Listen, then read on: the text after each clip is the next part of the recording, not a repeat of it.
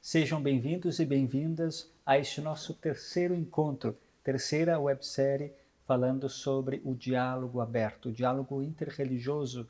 Estamos aqui neste nosso evento do segundo ano falando justamente sobre isso, sobre esse respeito, sobre essa conversa amiga e fraterna. E este tema entramos na esfera sobre a morte. Com a palavra, o senhor Éder, na visão espírita. Iniciando uma vez ao Grupo Cortel e aos colegas aqui presentes. A ciência, né, o senhor falou, o professor falou sobre o pai que falou que tudo é natural, né? A morte é natural, porque tudo no universo nasce, cresce e se transforma. Então, as nossas células, os nossos órgãos, eles sofrem a ação do tempo, eles sofrem a ação de tudo que a gente faz com o nosso corpo, né? Na nossa má alimentação, nos nossos desregramentos, nós cometemos excessos. Na verdade, a gente costuma dizer, tem uma visão que diz assim, ó, que muitas vezes a gente não morre, a gente se mata, porque a gente não cuida da saúde, não cuida da alimentação, a gente é totalmente fora da casinha, como se diz. Então, até André Luiz, quando desencarnou, que ele foi recebido no plano espiritual, disseram para ele que chamavam ele de suicida. Ele, não, mas como suicida? Eu não me matei. Mas ele tinha os desregramentos dele, bebia demais, fumava, tinha todos aqueles excessos que a gente comete. O nosso problema são os excessos, né? Nem tanto lá, nem tanto cá. Então, nós acabamos nos prejudicando. Mas, independente disso, vai chegar um momento que a gente vai morrer. O corpo vai desagregar, os órgãos vão cansar. Né? Então, esse momento é um momento natural, que todos nós vamos passar. Então, a preocupação com a morte a gente não deve ter. A gente tem que ter a preocupação com a vida, de viver bem, né? De nos alimentarmos bem, de dormirmos bem, novamente a palavra amor. Amar, respeitar, nos compreender, para que quando chegar esse momento de que a gente vai partir, né, na verdade, nós só conjecturamos nas nossas religiões, nós não temos nada de verdadeiro, dizer assim, não, isso é verdade absoluta. Não, a gente tem ideias do que é a morte, ou pós-morte, que a gente vai falar em outra oportunidade. Mas a gente tem que ter o cuidado com a nossa vida. Viver bem. E não nos preocupar. E quando ela chegar, eu gosto muito daquela foicezinha, né? Porque se fosse alguém, como disse o Frei, a gente podia negociar. Quem sabe, me dá mais um ano, me dá mais uma semana. Mas, na verdade, a gente recebe essas oportunidades. Eu não lembro quem falou da experiência quase-morte. A experiência quase-morte nada mais é que uma oportunidade que Deus nos dá de rever algumas coisas. Meu filho, vai vir. Eu vou te dar mais uma semana, mais um mês. Então, a experiência quase-morte nada mais é que uma oportunidade que Deus nos dá para a gente refazer caminhos, mudar as nossas concepções, nossas convicções. De entender que o outro é parte integrante da nossa vida. E que a gente precisa desse outro. Somos anjos de uma asa só, precisamos de dois para subir. Então, nós precisamos estar juntos. E Deus dá várias oportunidades. Já começa por todos os dias que a gente acorda. Quando a gente acorda, a primeira coisa que a gente tem que dizer é assim, ó, gratidão, meu Deus, por eu estar vivo. E aproveitar esse dia. E as experiências quase-morte é isso, são oportunidades. Mas vamos esperar ter uma experiência quase-morte para refazer caminhos, para mudar as nossas coisas? Não. Vamos aproveitar primeiro respirar da manhã e gratidão. E que eu tenha um dia maravilhoso e que eu possa aproveitar e ao chegar ao final da noite agradecer por esse dia, fazer um balanço, se eu magoei, eu quero amanhã, né, pedir perdão, pedir desculpa. Então é isso, a morte é um efeito natural. A gente não tem que ter essa preocupação com ela. A gente tem que viver bem. Obrigado. com a palavra o professor Sérgio Sardi. Muito obrigado, Cláudio. Agradeço ao Grupo Cortel pelo convite e presença de cada um de vocês. A palavra fé, ela muitas vezes é dada em oposição à ideia da racionalidade, né? Então, por um lado a fé, por outro lado a racionalidade. Como se nós, seres humanos, fôssemos seres cindidos. E isso me parece ser um despropósito. A fé, meu entender, quanto significação vivenciada, tem a ver com um sentimento de nunca estar só. Em momento algum. Nunca se sentir só. Se está acompanhado de algo maior. Eu prefiro não nominar, mas também posso dar todos os nomes que a tradição possa oferecer. Né?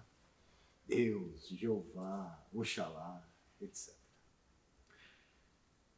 Está além da nossa linguagem. Fé é não se sentir só, em momento algum.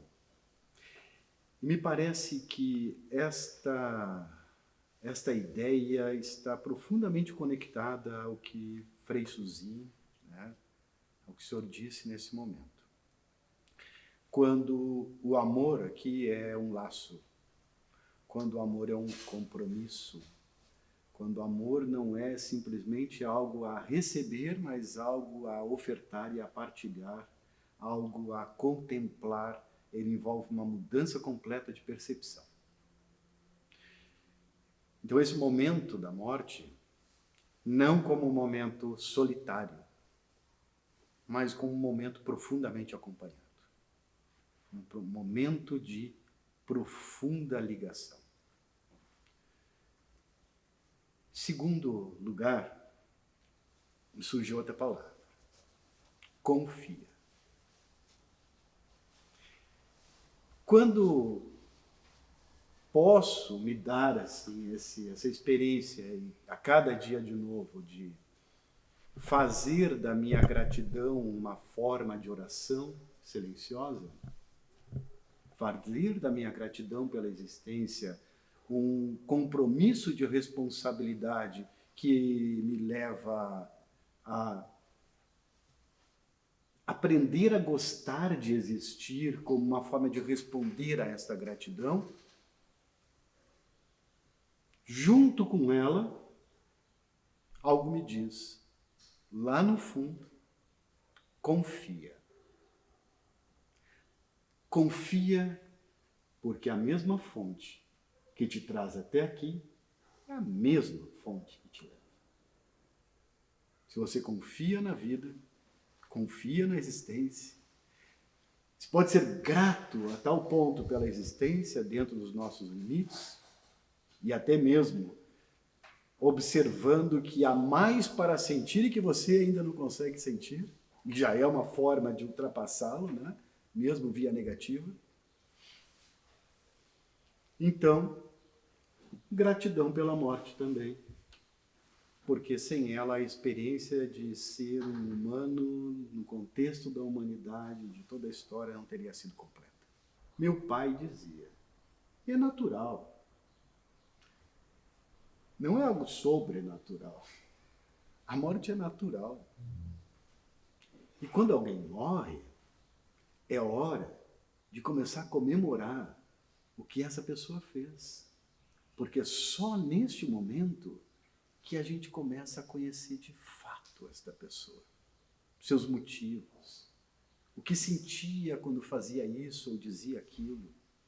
É nesse momento em que alguém se foi assim, na aparência fenomênica, né? Que essa pessoa se mostra de verdade.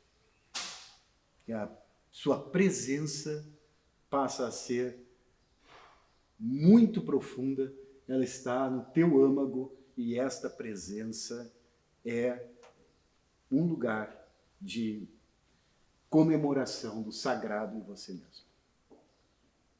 Então, para além da palavra morte, para além da expectativa, né, o compromisso com a vida e por fim, dizer que o momento de morrer é o momento de morrer, não deve começar antes. E muitas vezes gastamos tempo demais com isso, quando a vida está ali, solicitando a nossa presença. Muito obrigado. Obrigado, professor Sérgio. Com a palavra, a senhora Celeste. Então, assim, a morte... Eu fui uma pessoa que eu tinha muito medo da morte. Até que eu me deixei de ser ignorante e passei a crer. Como é que eu passei a crer? Acreditando fielmente em Deus, em primeiro lugar, e crendo no anjo de guarda. Porque a morte para nós, a matriz africana, ela não... Para nós é só perdeu a roupa, o corpo. A alma, o espírito, corrigindo, perdeu a roupa. Porque nós trabalhamos com os ancestrais. Então, para nós, eles não morrem. Nunca. Tá? Então, nosso amor, nosso respeito vai continuar. Tudo que ele fazia, nós lembrava sempre com carinho. Então, a gente zela por esse morto até enquanto nós vivemos. Tá? Até porque, assim, quando a pessoa, no nosso rito, quando ela está agonizando na morte, ela já sabe, por exemplo, às vezes ela é avisada que está chegando a hora.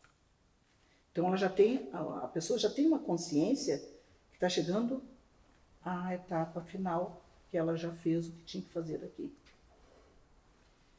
Então, quando ela chega, não vou dizer que seja todos, tá? Mas aqueles que se aprofundaram um pouco mais, quando chega na hora da partida, ela sabe que está na hora, ela sabe que vai ser conduzida. Essa condução, quando ela está no momento de agonizando, a gente diz que a mãe Iemanjá, Nanamburuquê, que conduz, no sincretismo católico, é a Nossa Senhora dos Navegantes. Então seria a mais velha, que é a Nanamburuquê, conduz até a agonia dessa pessoa. Ela partiu, então ela não está só naquele momento. Ela está nos braços da Nanamburuquê. Ela está amparada. Ela sabe que ela pode ir tranquila, que ela já cumpriu a missão dela e que ela vai continuar cumprindo. Aí ela desencarnou, a Nanamburuquê larga, passa para Oiá Oiansã, que no sincretismo católico é a Santa Bárbara. Passa para ela, porque aí a pessoa já é um egum, precisa de uma orientação. E ali será orientado para encaminhar que Olorum receba ela de braços abertos. Olorum seria Deus, Jesus Cristo, receba ela em paz. Então, para nós, não morre. Claro que nós somos egoístas, a gente não quer nunca perder. Nós vamos sentir saudade, vamos sentir falta, tudo vai nos lembrar a pessoa. Mas isso é egoísmo da matéria, da pessoa, que na verdade nós nunca gostamos de perder. Quem gostaria de perder um ente querido? Jamais. Então, para nós a morte é só a vida, que é uma passagem, onde devemos viver intensamente, fazer o melhor que podemos, não passar em vão, saber que tu fez algo que a tua parte tu fez. Eu acho que isso é muito importante, principalmente para nós. Por que eu digo isso? Porque como a função da matriz africana, então eram povos muito humildes, não tinham cultura, então eles precisavam se apegar a algo que amparasse eles. Então, foi gerada essa família religiosa, dando o nome, voltando, que eu já tinha falado, né?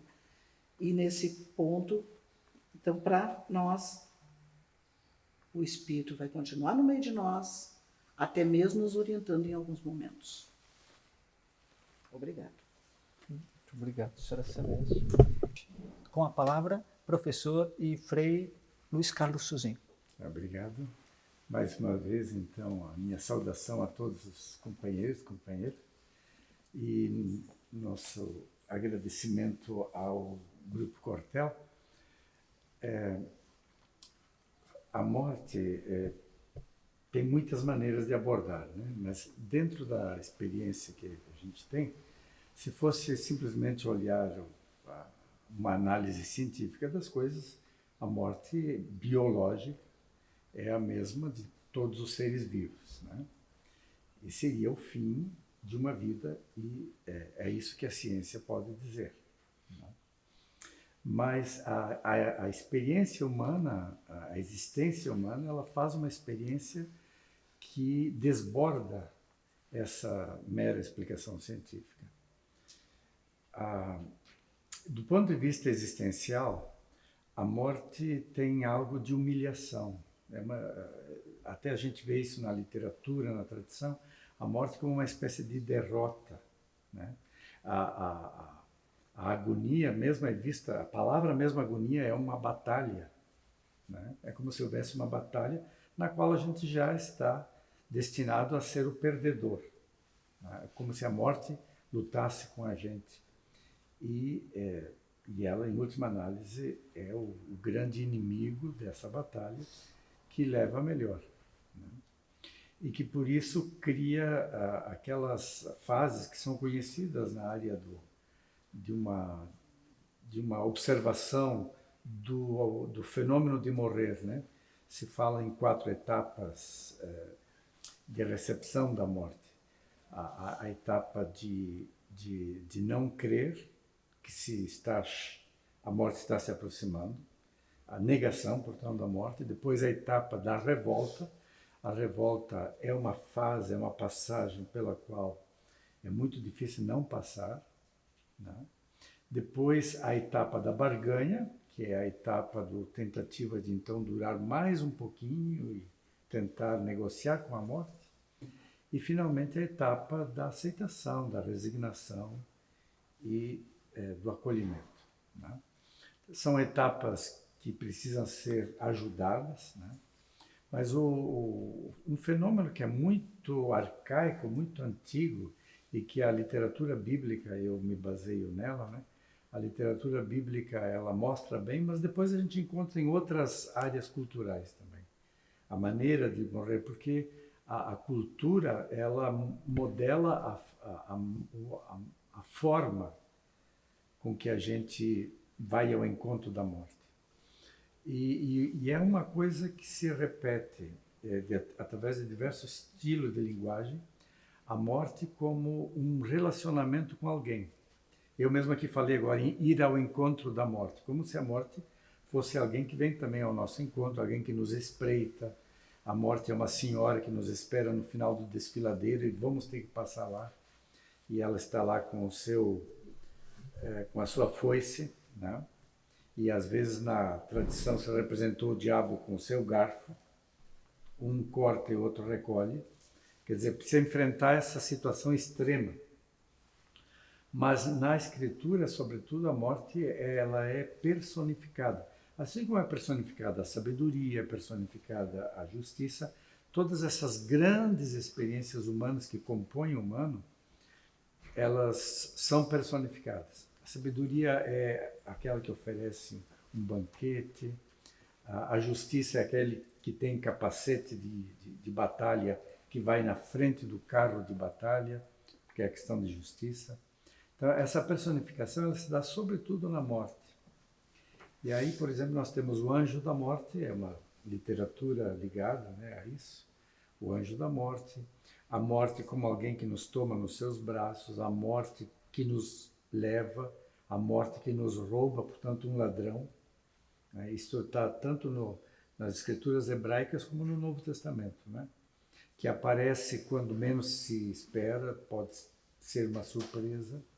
De alguma forma, mesmo que a gente tenha vivido, esteja saciado de viver, em último momento há uma surpresa.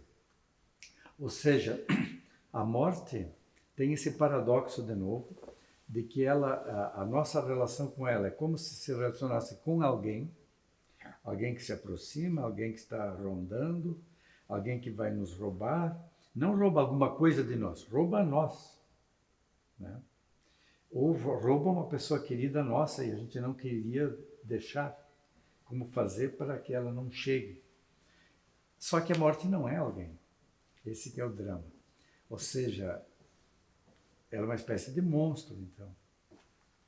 Porque ela tem toda a estrutura, todo o formato de ser alguém, mas ela não é alguém. Não adianta a gente se iludir, ela não é alguém. E por isso que na Escritura se diz, lá no final do Cântico dos Cânticos, o amor, volto para esse tema, o amor é forte como a morte. Primeiro porque quando a gente ama, quando a gente começa a amar, a gente tem que mudar alguma coisa. O amor produz alguma coisa de morte em nós. Senão esse amor não é verdadeiro. Então, ele tem um pouco de sabor de morte também. E tem quem resiste a amar exatamente porque sabe que vai ter que morrer para alguma coisa, para si mesmo. Vai ser convocado ao amor. Mas, por outro lado, também, se o amor tem algo da morte, a morte pode ter algo do amor. É a morte, o amor forte como a morte. E se nós temos alguém que nos dá a mão e se torna presente à nossa morte, e que seja forte como a morte, nós podemos confiar. Esse é o testemunho que nós temos, por exemplo, de Cristo no centro, né, da nossa experiência espiritual. Cristo é aquele que é Senhor da nossa vida e da nossa morte. Paulo dizia isso. E Paulo estava muito focado nessa questão. Pascal, a morte é uma Páscoa, a morte é uma passagem. Então, a gente biologicamente passa da vida para a morte, de jovem a gente fica velho, nunca dá o contrário, né? Um velho fica jovem, um morto fica vivo. Mas, do ponto de vista da experiência humana, a gente pode contradizer isso. E o caminho da contradição e o caminho de uma vitória sobre a morte é, de novo, o caminho desse vínculo forte como a morte, que o amor pode criar. Eu acho que a gente pode fazer pequenas experiências, né? Pequenas experiências de amor que vence situações que são constrangedoras, que nos diminuem. Na verdade, o amor supera isso. E, portanto, a gente já ao longo da vida vai fazendo pequenas experiências nas quais a gente também se funda para confiar de que a morte não é a grande inimiga. Pelo contrário, São Francisco morreu cantando, colocando flores na porta para receber a morte, porque ele tinha seguido o Cristo que morreu gritando, que morreu abrindo caminho na situação mais dramática que podia ter, né? Então, ele tornou a morte uma irmã. É assim que ele chama no Cântico das Criaturas. Louvado seja meu Senhor por irmã morte. É isso. Ok, muito obrigado a todos por esta explanação sobre a morte. Agradecemos a vocês que nos acompanham nesse grande diálogo sobre todas essas esferas na questão da campanha de finados. Luto, morte e pós-morte. Grupo Cortel, a vida se renova.